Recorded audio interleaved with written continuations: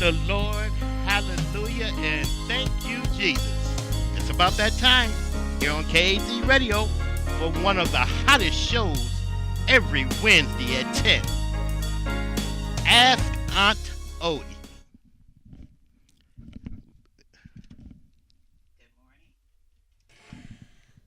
We're going to start off this morning with a little silence, and we're going to all have a little silence prayer. You know, this is my first show. And I am a little nervous. I'm not going to tell that lie. You know, a lot of people get on the air and they act like they're just a pro. I'm not a pro at this. This is brand new for me. So we're going to have a little silence prayer. I prayed all morning, but we're going to do it again.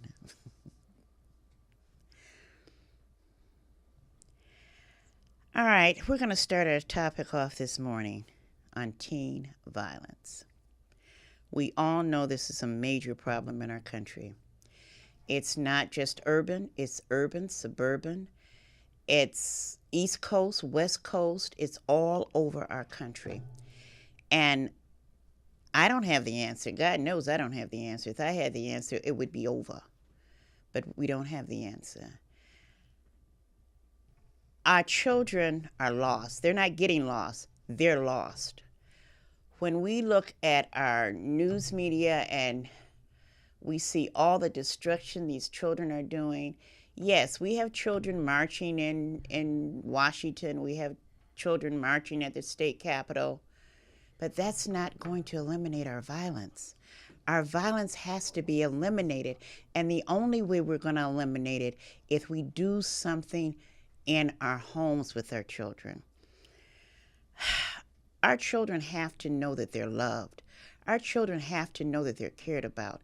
These kids are out here doing all of this for attention more than anything else, and they don't really even know that they're throwing away their lives. Their lives are gone. I mean, they're murdering, they're killing, they're raping, they're doing things that are not heard of, never was heard of before. And now it's common play. It's common play. Our children need arms put around them. They need to be hugged. They need to be brought to our bosoms. They need to be known that they're loved. People are saying because of the homes, the fathers aren't there. I know some homes that there have never been a father in, but those children are beautiful children today. They have been loved, and that's what it's all about. You know, when we see a child on the street and we know that child is lost, we need to get to the point of just almost stopping our car and getting out and taking them up.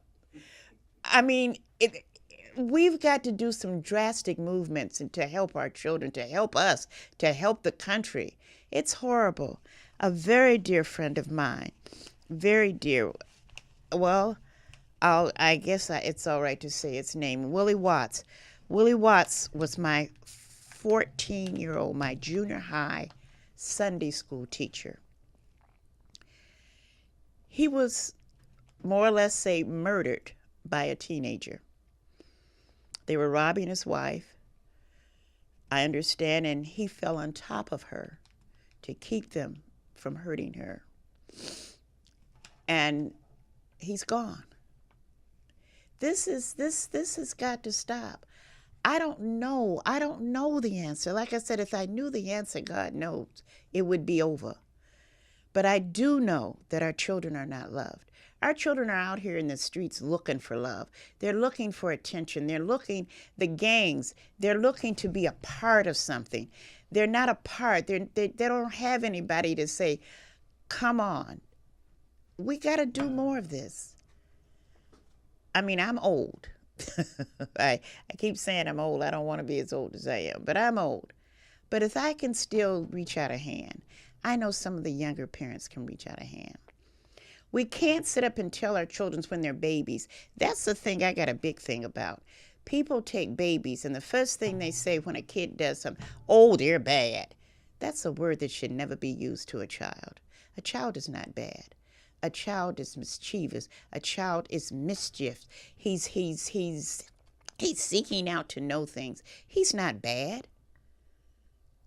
If he does, there's a thing, a friend of mine, her granddaughter, just cut a big plug out of her hair. And I told her, I said, oh, that's her first cut. I said, they all do that. I say, that's something they do. They just cut plugs out. They want to see what a scissor will do. They see you using it, and they want to see if it'll cut this and it'll cut that. That's what they do. They're not bad. Start loving children. Start seeing them. They're growing. They're developing. Not put that stigma on them. So if this kid is bad when he's 2, what do you think he's going to be when he's 12? If you keep telling him he's bad. They're not bad. They're children growing and developing, and we need to help that growth and development by loving them. And I'm talking about loving them, not just putting up with them. I hear people all the time say, I'm so tired of this one. I'm so tired of that one. I'm just sick of putting up with them. Don't put up with them. Love them. Love them. My father, we're going to a big thing, and I don't want to talk about daddy all the time because I had a mama too, but we've got this thing now. Just this morning, I'm going to go on to that. Just this morning on Good Morning America or one of those morning shows, I don't know which one it was, Today or something, they were talking about the parents that are doing what we call, what would we call it? I don't know what the name is for it. They're publicizing their children when they have done bad things. They showed a young man on there that had bullied a child on the school bus, and he got put off the school bus. So daddy say, hey, we got something for you. Daddy made him walk to school in the rain for I don't know how long, how many days or whatever he had to do that. You ain't riding the bus. I ain't taking you to school. He followed him all the way, walking to school while the other kids are on the school bus because he didn't know how to act on the school bus. Oh, that's horrible. There's some psychologists on there talking about, oh, that's going to make him rebel against his parents because just think about it. If you're on a job and your boss makes you do something in front of everybody else, you find another job. That is the most ignorantest thing I could ever hear, to compare raising your child with a job as an adult. This is what's going on. We are not taking these children and raising them with love. We want to make them buddies. We want to make them whatevers. I don't know. We have got to buckle under, take the pain. As my parents used to say, this hurts me as bad as it hurts you or worse than it hurts you. And you say, yeah, right, but you ain't hurting.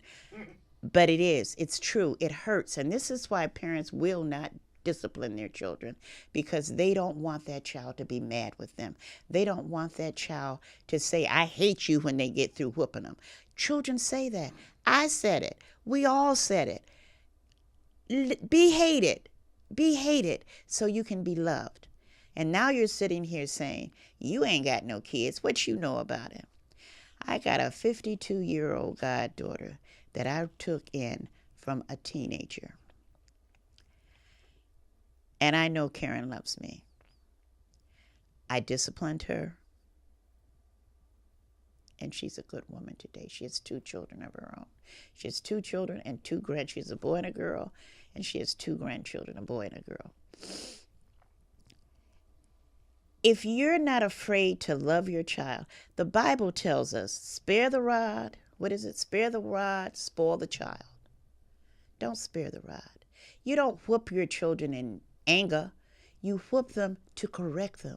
You whoop them in love. You let them know the pains of life. As Daddy used to say, I ain't half as hard as what the world is going to be to you. So that's what we have to think about. Where our children are going. Our children are going out here in the world. The world is mean and cruel and don't care nothing about your babies. So while you have your babies, love them, discipline them, correct them. You know, it's not a perfect book to raise a child. You're going to make mistakes. I made mistakes. We all make mistakes. Make those mistakes, but don't stop loving your babies. Don't stop loving your children. Love them until you can't love them anymore. And when you stop loving them, that's when you're going to heaven. And if you ain't there, hey, you're going to have a messed up child. And that's what we got out here now. We got all these people out here now that don't want to hurt They don't want to love their child enough to hurt. They don't have the time. If I do this, what they're going to say about that? It doesn't matter. When we made the law, somebody made the law that you can't whoop your children anymore. How can you not? How can you raise a child without whooping them? There's no way in the world. You spank your babies, you whoop your teenagers. It's just that simple. You don't beat on them for anger, out of anger and meanness. I can remember mother saying one day, I know I can't hit you now because I'm going to hurt you. You can't. It's just that simple. So you get on out the way and hope she forget about it. This is what we do. We got to go back to what we know to do to raise some decent children. Do you think we got the black leaders that we've had in this country without being whooped? Do you think we've got any of the white leaders without being whooped? Maybe some of them. They were directed. They were given discipline. That's how you become who you become, with discipline. And then you have self-discipline. You can't have self-discipline if nobody teaches you discipline as a child, as a young child. Like I said, it starts from day one. And like I say all the time, babies are babies. They're learning. They're not bad. They're not bad.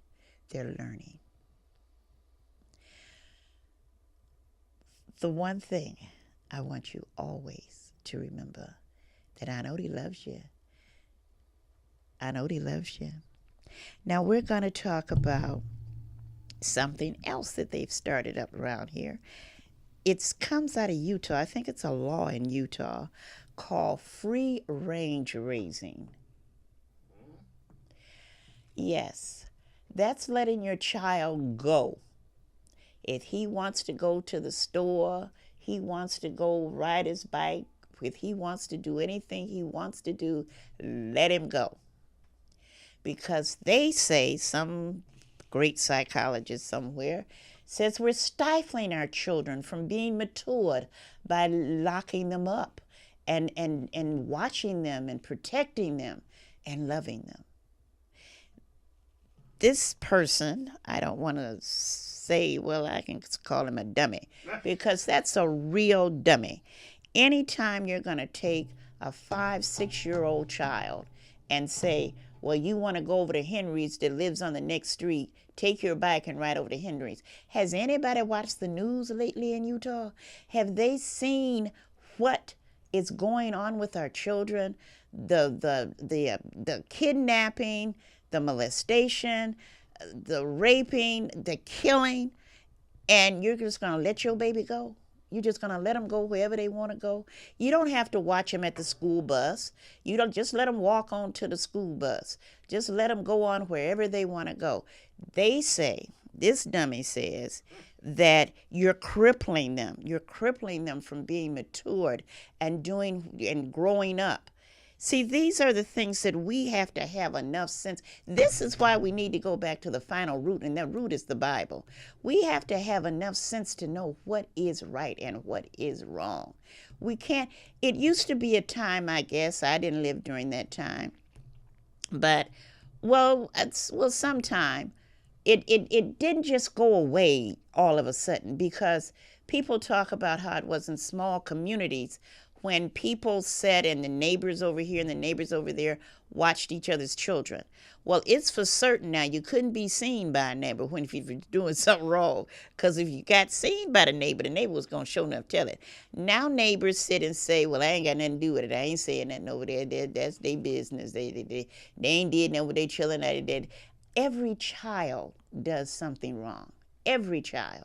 I did a plenty wrong, and I'm sure some of you did too. But we need directions. We need directions from adults.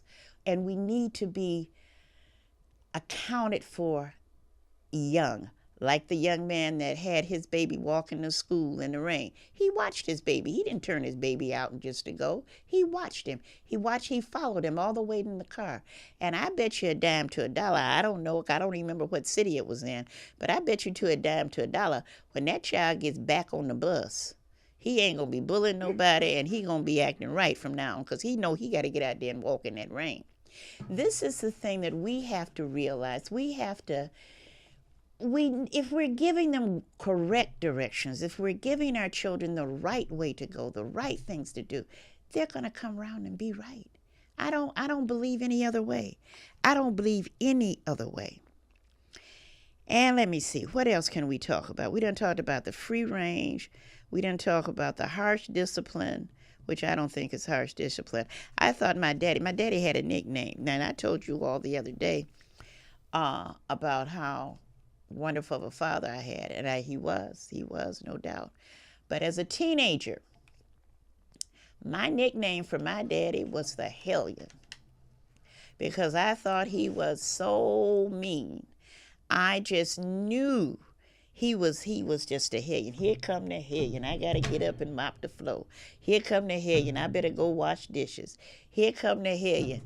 But that hellion, I thank God for that hellion today. Because like I said, I wouldn't be sitting here today if it wasn't for that hellion.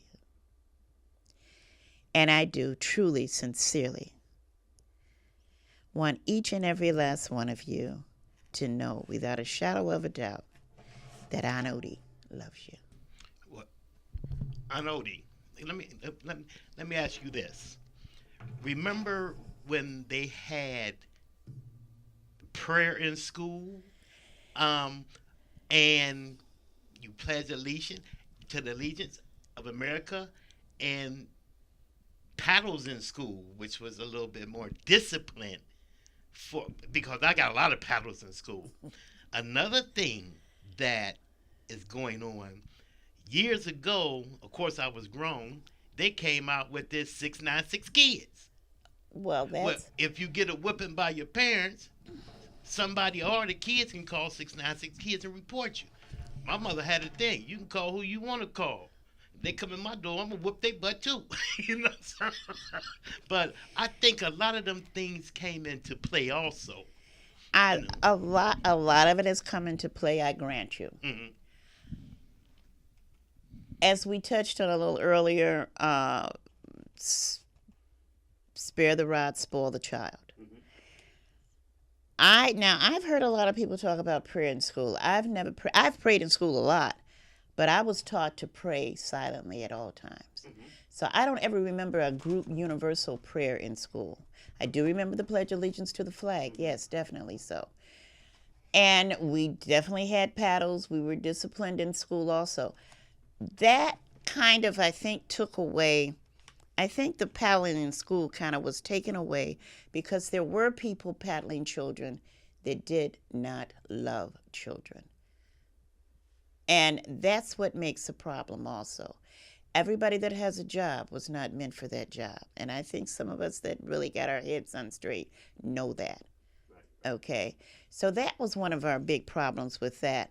But no, the whole real deal is the Bible, the Word of God, is taken out of raising a child. Mm-hmm. That's what the real deal is. Because not only is it the neighbor seeing you, your mother, your father seeing you, but you know all the time God sees you. Right. And when you have instilled this in this child, that God is the one, that he's the one that's going to see what you're doing, and when you get to the point that you want to please him with your life, well then you kind of like back up a little bit. Right, right. I can remember the day when I was in the world order, and I never asked God to take care of me when I was doing wrong. I knew I was doing wrong. I never asked God to take care of me. I used to just confess my wrongness. I used to just say, Lord, I know I'm wrong, and whatever happened to me is supposed to happen to me because I know I ain't got no business doing this. I knew this. And I think all children know all people. And if we instill this in our children, and I think a lot of this, and I don't want to go all this deep with this right now, but a lot of it is we have double standard homes. We have one way on Sunday morning, and one way in church, and one way at home. And this is what makes our children so much confused. And this is why what I'm doing is all right. It's all right, but it ain't all right. And so much of what our parents are doing is not all right. So much as I did is not all right. Like I said, it's no perfect rearing of a child. It's we're gonna make mistakes. We all make mistakes, and that's what they are, mistakes. And we correct those mistakes. Once we've done something, we know we're wrong, whatever, go to your child. Tell your child, baby, I did this, and I know I shouldn't have maybe did it that way, but I want you to know why I did it. And that's what it's all about. Let that child know that you're human. Let that child know that you're not a perfect being either. And this is something that helps make our children the stable people that they are.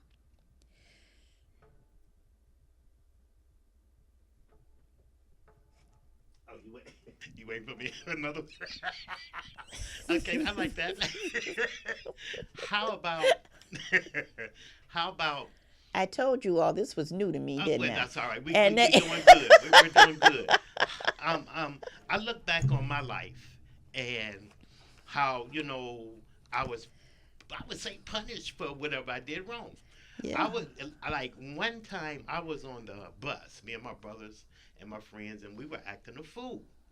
Well, one of my mother's and father friends was on the bus. Well, they didn't go back and tell her. They were, but themselves right there on the spot. Okay. Then once we got back home, they stayed right next door. They let my mother and father know. So therefore, You got another I one. got two at home and one from her. So I got three butt whoopings. Yeah. Nowadays Yeah. they don't, if like you say, Yeah. if you see they see something, oh girl, ain't that Gladys child? But they're not gonna say nothing Yeah. to Gladys, Yeah. Yeah. So Yeah. it's like they don't care. It's not. It's a lot more that we can do. Me being a single parent, and I give it all to God, and He kept my mother in my life, and my sisters and my brothers, and church members that helped, so it was a blessing.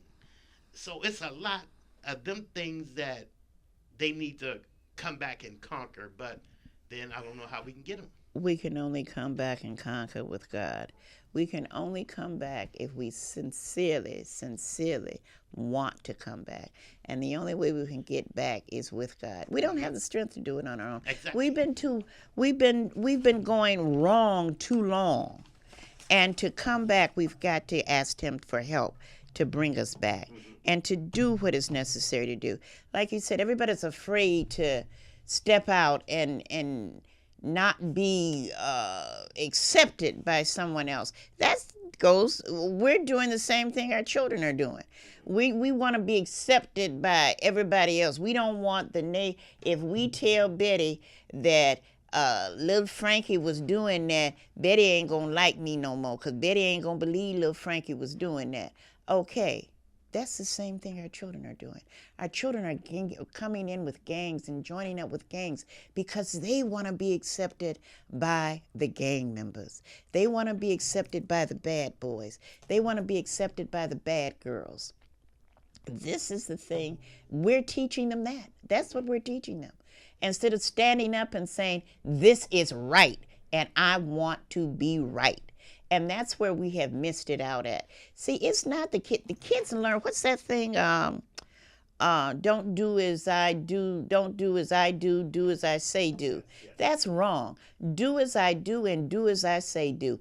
Do what you say to do. You do it, and then that child is going to follow suit in you. That's an automatic. A child automatically, it's a country western song. I love country western too. It's a country western song that I love, and I'm going to talk about it for a second here. Seems they keep giving me more and more time here to talk. Uh, there's a country western song. The guy is riding along in his car with his little boy in the back seat, and his orange drink spills over, and the little boy says a curse word. And he gets so alarmed. He said to himself, where did he learn that from? Where did that come from? And so he goes along. So he asks the little boy, he says, where did you learn that from? He said, I learned it from you, Daddy. And he says, I'm going to be strong and big just like you are. I wear a hat like you, and I hold Mommy's hand like you do, and I'm going to be like you. And then the song goes on in a couple of more lyrics, and he puts his little baby to bed that night, and he goes in and looks at him, and his son is on his knees praying. And he says he's just talking to God, just like a man would be talking to God. So he went to him and he said, "Where'd you learn that from?" He said, "Like you, Daddy." He says, "I learned it just like you, Daddy." He says, "I'm going to be strong and big like you, Daddy. I hold Mommy's hands like you do, Daddy. I wear a hat like you do, Daddy. And I'm going to be like you, Daddy." And that's what we got to do. We got to show our children all the real sides of the world, and stop pretending that you're so perfect and you're so great and you don't make no mistakes, and why would you do such a thing. Let them know some of the things you've done and some of the things that you're doing now, because they know some of the things you're doing now. And let them know that, hey, it's all right. You can get better. I'm going to say goodbye now. Thank you for listening.